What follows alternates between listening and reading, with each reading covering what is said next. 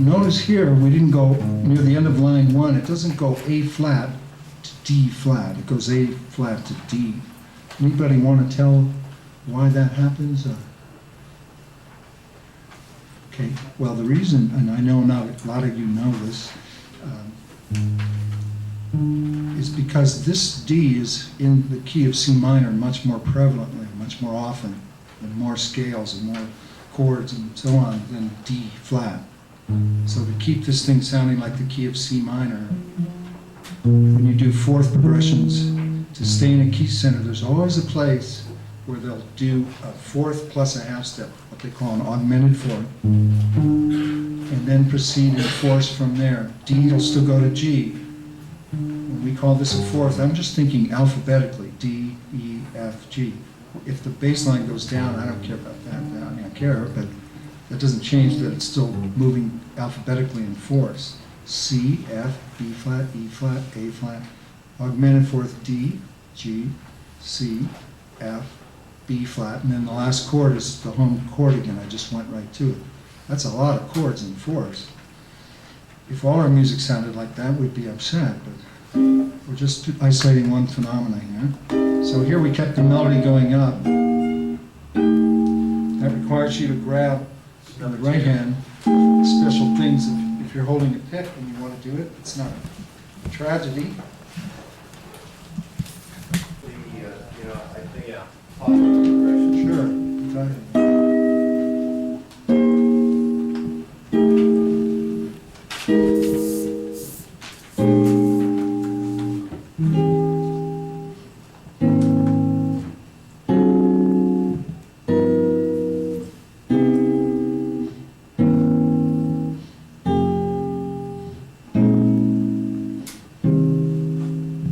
It's like a bass. That's word of advice of addition, right?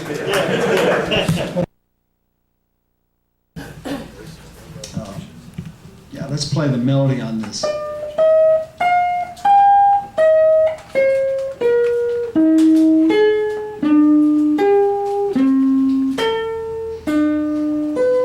So something happened funny at the end. I think that the breakfast food was a different brand that day, so something happened there. No, all we did was we changed keys. What do you mean change keys, kid? Well, let's see.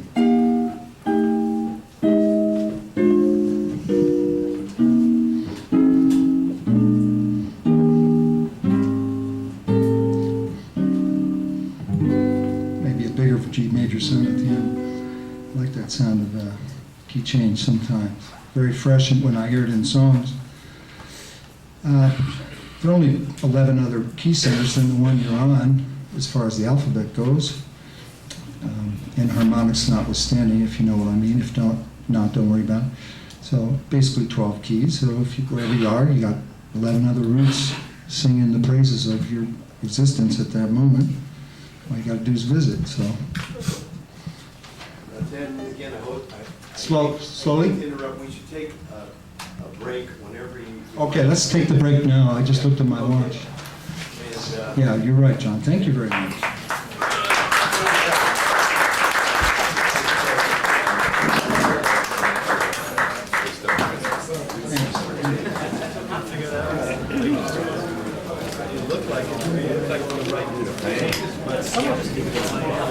I got this sheet on. Would you play a couple of your favorite tunes for us? Well, we don't have too much time left, but I can give you a snippet of them. If I can think to it now.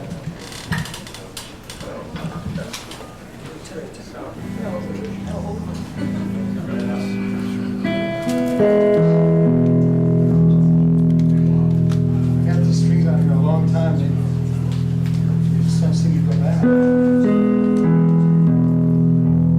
What are they? I don't know. I think there are 7 11s, a little bit of 12 in there. Usually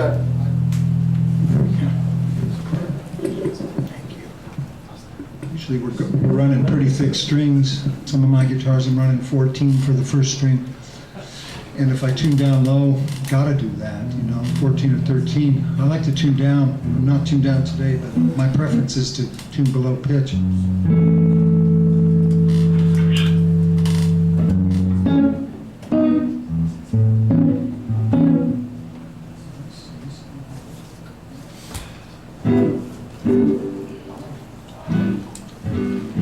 Telecaster likes to have the reverb, solid body guitar.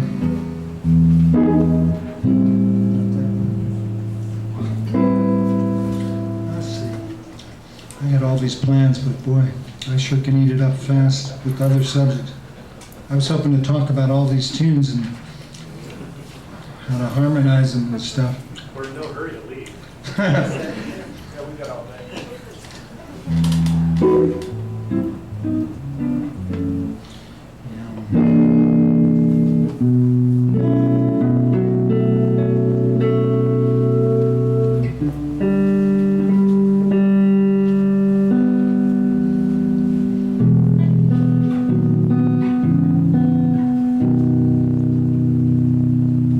One reason I like playing Telecasters, they almost sound like an organ or something sometimes.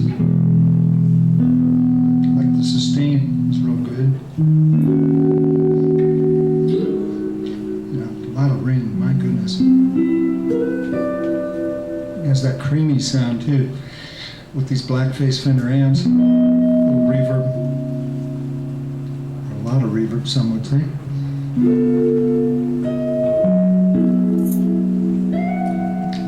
The old style frets on these guitars let you really slide without getting hung up with the big railroad stops. Get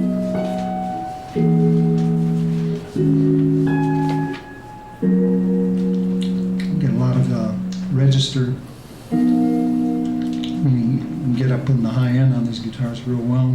One of the secrets is don't use the first finger. Leave it free for a moment, you know, finger the chords. With this, you can get your hand in farther. Tell you what, I'll do, I don't know what I'll, let's see.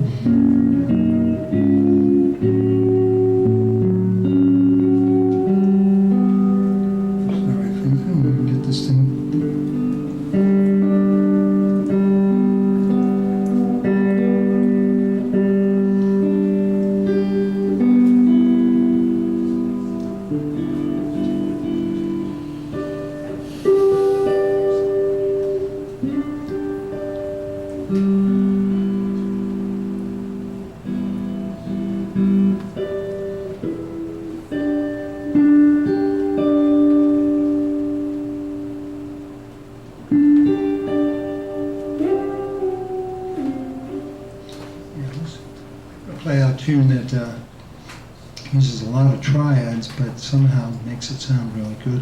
It's written by Richard Rodgers, Rodgers and Hammerstein in the late 40s. The marking on the song says play it like a hymn.